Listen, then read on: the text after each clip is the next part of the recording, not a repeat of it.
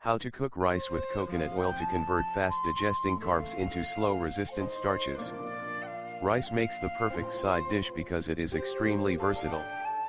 Fried or steamed, rice goes well with many different foods and it is used in many cuisines around the world, especially in Asia. It is easily available and inexpensive, regardless of the place you live. 1 cup of cooked rice has 200 calories. Most of them come from starch found in rice.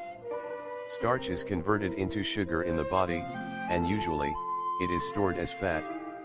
Actually, the consumption of white rice has been related to an increased risk of diabetes. According to a study published in the British Medical Journal, people in Asian countries may have an increased risk compared to other people since in these places the individuals may eat multiple servings of white rice on a daily basis, making the rice healthier. Scientists claim that they have discovered a new way of preparing rice that is much healthier for you. The best thing is that it takes a few easy steps. Starches James was the leader of this study and he explains that this method is similar to the one that you used previously to prepare your rice, except for one thing: when the water is boiling, before adding the raw rice, you should add coconut oil, 3% of the weight of the rice you will cook. Afterwards, you should let it cool in the refrigerator for 12 hours. Why it works? This easy method of preparing rice works by manipulating the chemistry of the starches found in the rice. It transforms digestible starches into resistant starches. This takes more time for our body to process. In general, most starches are quickly digested and transformed into glucose within the body. Most of it usually gets stored in the liver and muscles as glycogen. However, the excess glucose can end up stored as fat. Over time, this can contribute to weight gain and develop various health issues, including obesity and diabetes.